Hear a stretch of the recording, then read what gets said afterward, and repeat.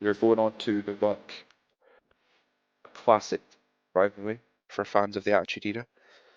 Um, it's kind of fun if you watch. I mean, the WWE Network isn't available anymore, but on Netflix, there's some old episodes of Raw available. If you go back to sort of early 1998, Steve Austin and The Rock actually wrestled each other a bunch on TV. Um, like kind of short Raw main events, 5, 6 minutes, whatever, before the nation ran in for an interference or whatever. But it's funny because you watch those shows and they are noticeably so much better than everyone else on the roster. Like the undercard is like Mark Meadow and Goldust and all these sort of jabronis, to use the Rock's term. But it's funny, and then the main event comes out and these two are just light years ahead of everyone else. See, I'm not even impressed by these newfangled moves I'm hitting here. I'm just all about it.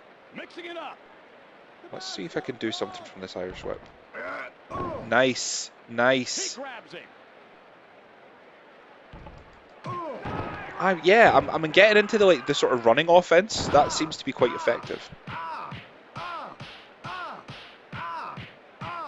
Take his ass whipping personally, son. It is kind of funny, like in hindsight, to think about how Dwayne Johnson is he's one of the most famous people on the entire planet. He's one of the most successful movie stars of all time. And then you think about 1997, he was sitting in a little game studio alongside Goldust and the British Bulldog recording for this game and just grunting into a microphone and screaming into a microphone.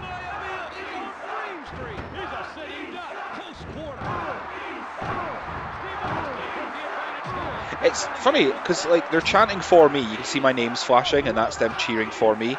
But they're chanting "Rocky sucks," so that's quite advanced. That feels sort of reasonably advanced for a game like this. That it knows who my opponent is, and it's tailoring the chants accordingly.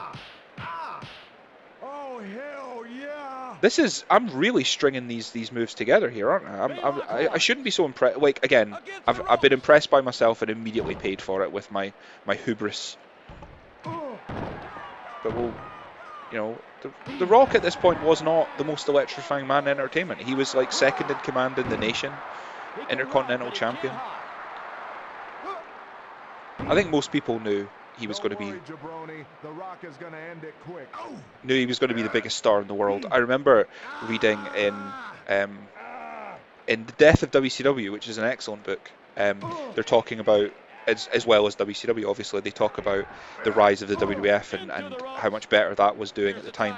And it mentions the debut of The Rock in 1996 and how everyone was convinced he was going to be a main event player and the biggest star in wrestling by the year 2000, and he actually beat that by 2 years. He was WWF champion and one of the biggest stars in the company by the end of 1998, which is incredible.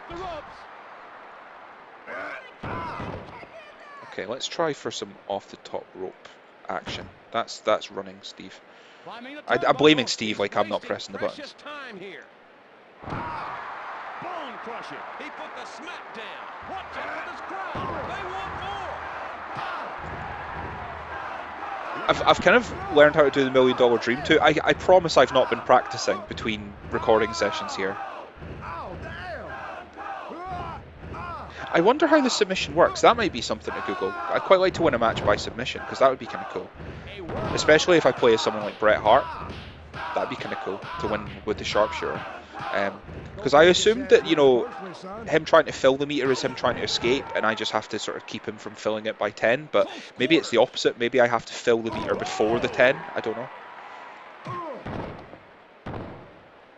Rocky Maivia is out cold. He's just a target now. Steve Austin with authority.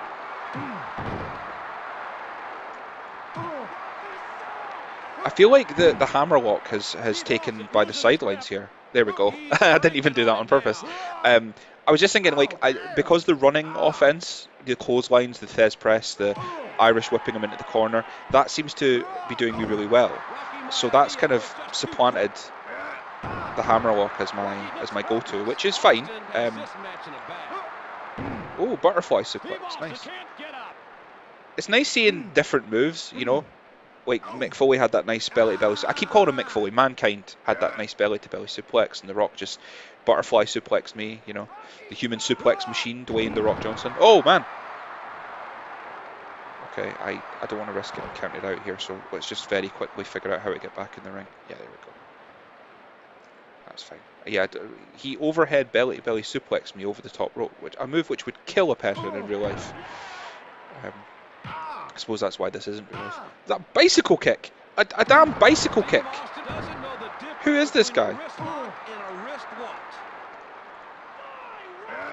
The Rock doesn't have any tattoos, I've just noticed, which is fair enough given that it was 1988. I think the only one he had at the time was the bull on his shoulder, but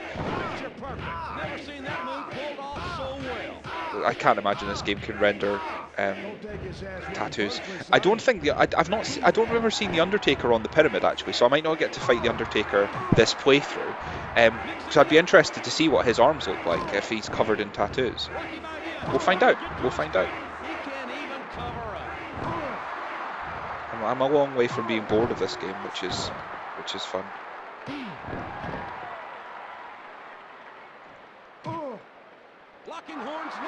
Okay, I didn't even realise I'm in red. I'm ready for the stunner here. I think I'm just enjoying Bret talking about The Rock. Maybe I should play as The Rock.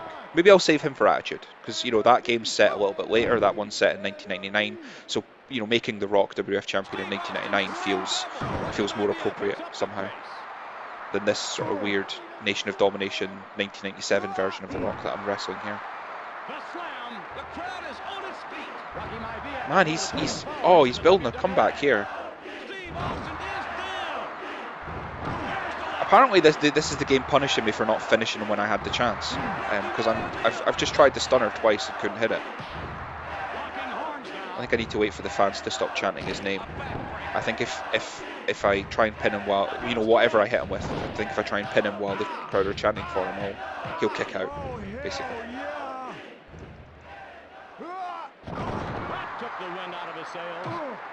Rocky. Oh, that was nice. He's shown a lot of babyface fire here with his comeback, which is the opposite of how it should work.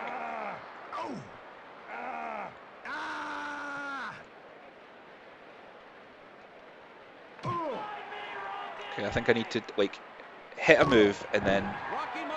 Okay. He's too quick on the draw. Like I was going for the stunner, but he hit me first. Maybe I just need to stop worrying about the stunner and just pin the guy, you know. I wish roll-ups were in the game. You could get like a fluke win, you know. That'll do. Out of respect for this opponent, I'm just going to pin him and not worry about style points this time. You know, respect for my opponent. I'm not gonna pick him up. I'm not gonna screw around. I beat him by pin.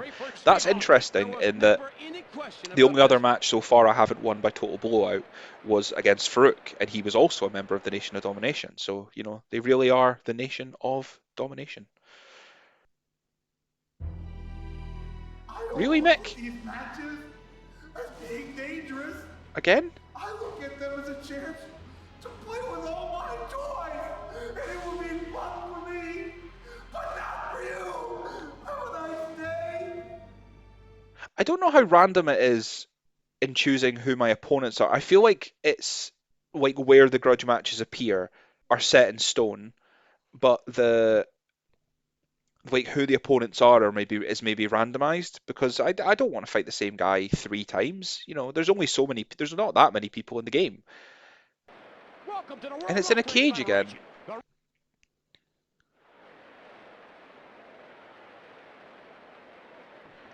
Okay, I think what I'm going to do is just beat him as quickly as I can and maybe cut this out of the video. Like you don't want to watch me wrestle Mankind in a cage again.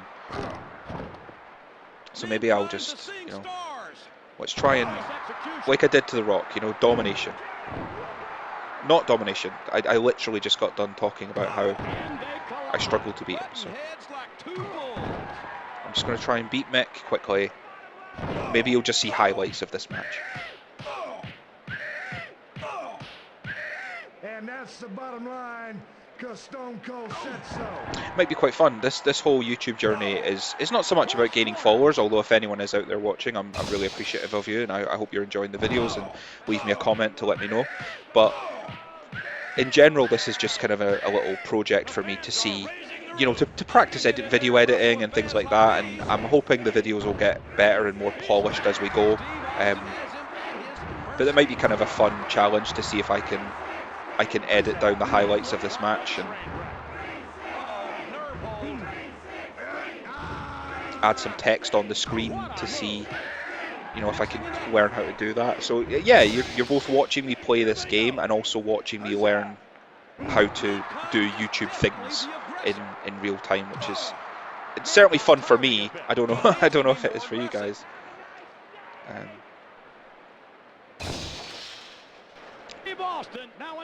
What I did appreciate though is getting, because everyone, you know, I mentioned in my very first video where I was talking about this game, the kind of 3-minute one that I first posted as an audio test, I mentioned that those kind of pre-recorded challenge mode videos, which Ahmed Johnson was the infamous one, and I'm so glad I got to see that first.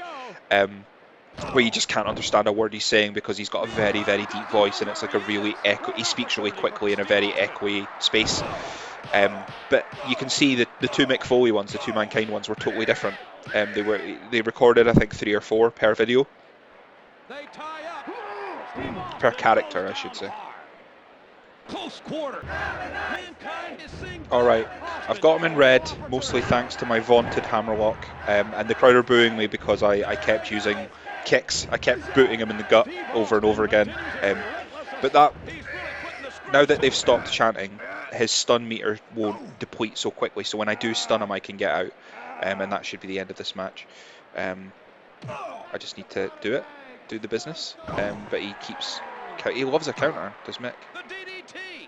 And again, he's too good.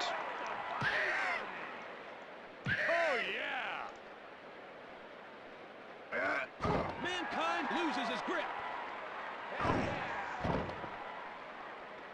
He's been a pretty formidable opponent, as you can see from my health meter. He's been formidable, but that's okay, because I think that should be the end.